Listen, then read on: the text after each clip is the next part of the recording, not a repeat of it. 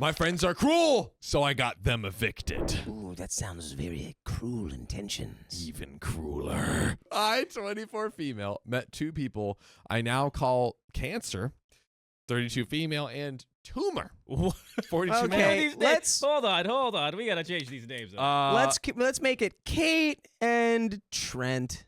Kate and Trent. Cool. They suck. So back in December of 2019, shortly before I turned 19. Okay, so there was a big age gap with all those people there. No relationship like that, but anyways.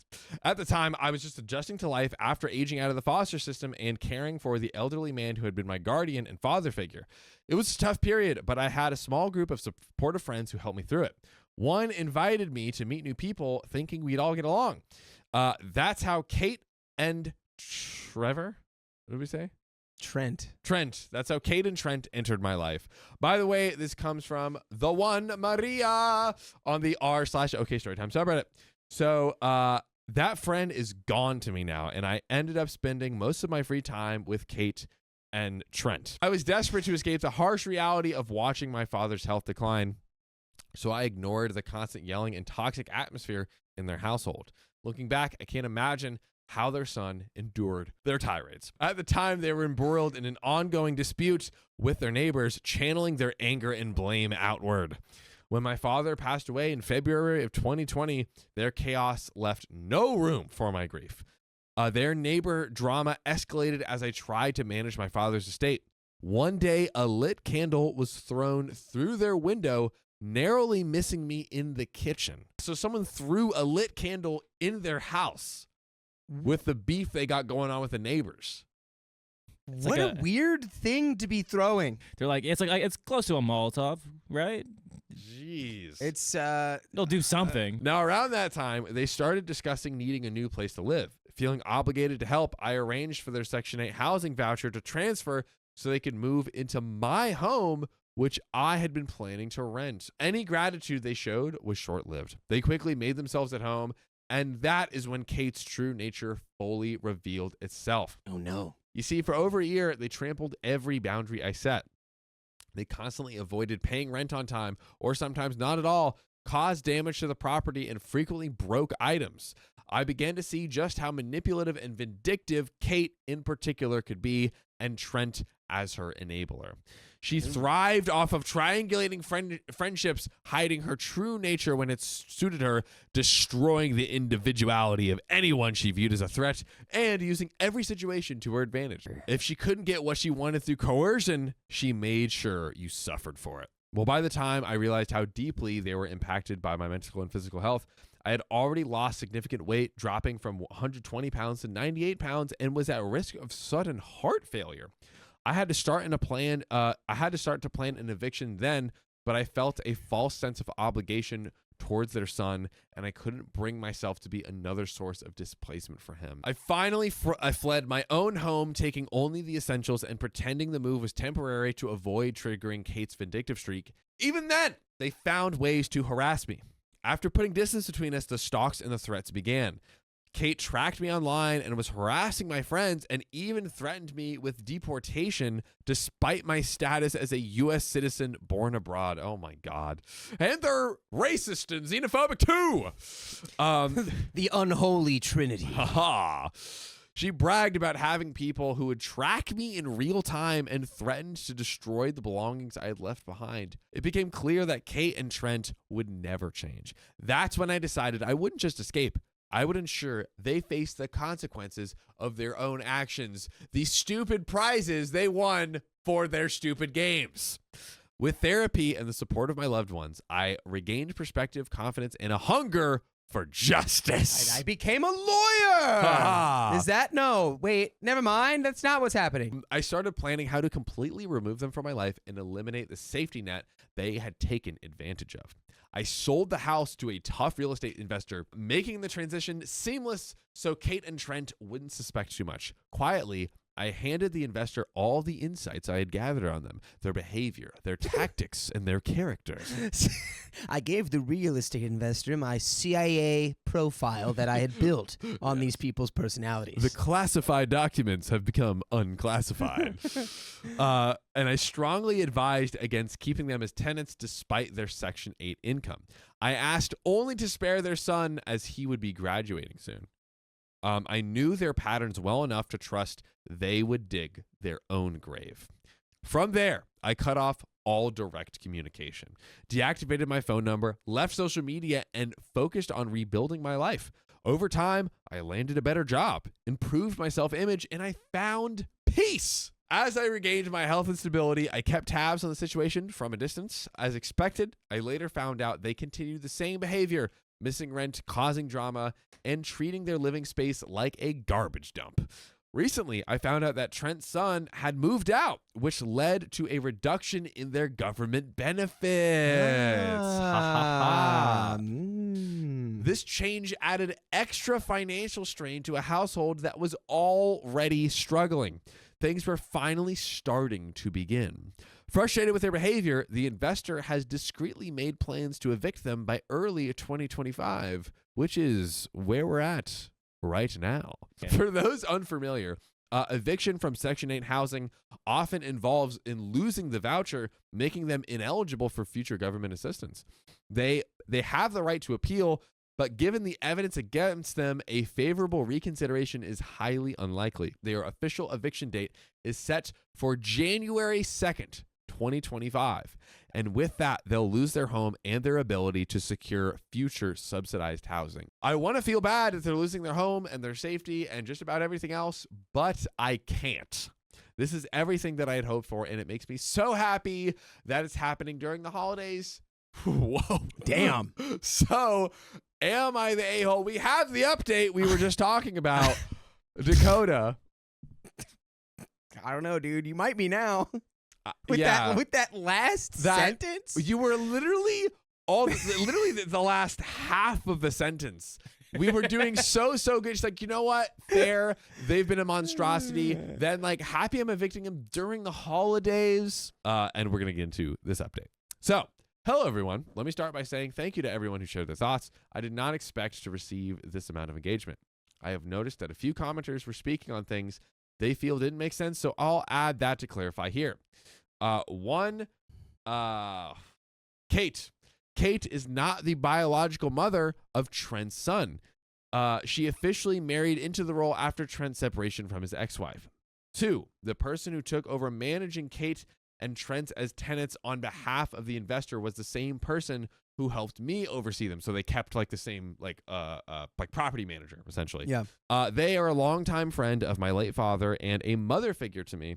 They were just one of the few people who would give me tidbits of information now and then, but undoubtedly the most important, as they played an active role in executing the eviction. Even though I deactivated my social media, I wasn't entirely unreachable. I just made it impossible for them. Some extremely unexpected sources eventually reached out to me, as I wasn't the only one who decided to separate from them. And this happened during the pandemic. Statewide moratoriums stayed in effect until July of 2022. Wow. By then, I had been moved out of the house for about a year and had almost finished selling it to the investor before cutting them off entirely in the new year of 2023. They haven't seen or heard from me since. Grace informed me today that Kate and Trent received their eviction notice on December 27th. However, an error stemming from the Department of Housing and Urban Development, HUD, caused the official date of their eviction to be pushed back by a couple of weeks. Don't you hate bureaucracy? Secondly, because of their volatile nature, the approach was altered. The update plan was to move them first before filing the formal complaint.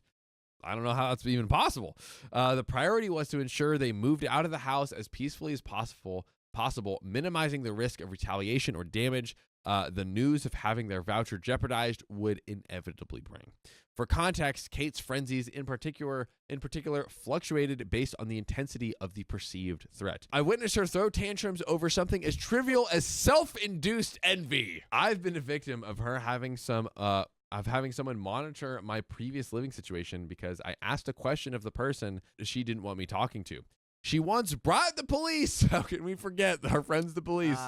Not really. Friends, the police. Not really. She once brought the police to my door over convincing someone I had threatened their child and went so far as to obtain the address of the place I wanted to move to after I cut them off just to have it as leverage. Trent, though generally more predictable, has also made threats, some of which occurred in Grace's presence, mainly driven by his fear of losing his home. Grace informed me that a thorough investigation will be conducted after they move out of the house and the complaint will be filed.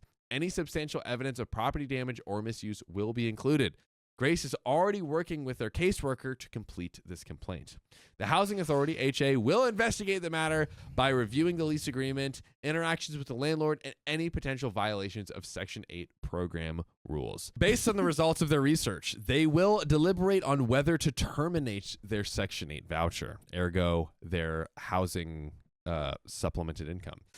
Grace expressed her disappointment with how things had to change as we both wanted to address it quickly. It's hard not to feel uneasy about the situation, how the situation will develop in the coming weeks. Grace was fully aware of their unpredictable behavior, and despite years of no contact and disappearance from Kate's online presence, her relentless efforts to gain access to my life have not stopped. In August of last year, someone else was manipulated by Kate, who had recently ended their relationship with her and approached me. We connected and uncovered the truth behind the lies Kate had created to keep us divided. You see, she revealed that since my separation, Kate often ranted privately about her fear of me reclaiming the house, demonized me as the source of all her problems, and grew increasingly obsessed over my whereabouts and became even more delusional about my supposed actions, none of which were true. Given their tendency to retaliate when cornered, I'm bracing myself out of habit for the drama. They'll create another one once the shoe drops. They're upset enough about being forced to leave the house they once claimed they'd buy from me. By the way, if you ever feel like you're in a corner, the best way out of that situation is by listening to full episodes of stories just like this. You can go to Spotify, Apple Podcasts, or where your favorite place to listen to podcasts. Just search OK Storytime. It's going to be right there. There it is. You can follow it. You can listen to all 1,900 of our episodes, and it's going to be great times. Do we have any predictions and advice for OP? So I think predictions is it's just going to continue to become more of a crap storm. It's just going to continue. Like I think my advice would be, and I think some people in the comments even said, I think we actually even like kind of discussed it, where it's like, when do you just like let it go? Yeah. I think once you've sold the building, you just let it go. Let it go. And because these people being a presence in your life in any way is a detriment to you, clearly. This is true. She did say that when she did get back in touch with Grace, the property manager, that she's like, oh, I'm hearing stirrings of her getting like her paranoia is growing. So one could argue for her own safety, I feel like we got to, how far away did OP move? That's my question. That is an important like factor. How far away? I think OP's already gone no contact, but Emma Wilkins says OP needs a restraining order on them. Yeah, true. Get the law involved. Yeah. Maybe we just do our final dotting of I's and crossing of T's to like, get the restraining order and all that stuff, and then we leave it alone, because at least at that point we know there's repercussions if they come back. But it's like all of this is now coming from because they feel like you went out of your way to try to get them evicted, right? I mean, yeah, that's where this is coming from. So if you had just let what was probably going to naturally happen anyway just happen, then none of this would be happening right now, because they'd be evicted and they wouldn't be able to be like, this is your fault. But I agree. it is tempting even for your own. I think like silently get the restraining order and stuff on the side and just absolutely zero. Even Grace, unfortunately, just to like, or like at least talking with Grace about them, just like, Yeah. spiritually remove yourself. Yeah. Like don't even think about them Mhm. anymore. Just hit him with those people might be a problem, and then leave. Yeah. Um, I think I'm on board with this plan. because real G's move in silence like lasagna. Ooh. The inspection and complaint filing are just the beginning of a long and uncertain process. Only time will reveal how the housing authority will proceed with their investigation and what consequences may follow. On a personal note, though, I've managed to keep my distance from Kate. My social media deactivation was always meant to be temporary. It was a decision born from a need for healing and space, but I refused to let her control my presence. I'm now focused on rebuilding the community I had before I stepped away, from stronger and more resilient than before. I'm ready to start fresh and confront whatever may come my way. Should she try to disrupt my life again, the road ahead may be difficult, but I'm ready. That's all you can be. And I can't be too mad at that. That's the best thing you can be. It's the best thing you can. Is ready. Mm-hmm. You got to stay ready. Stay ready. Stay ready out there, folks.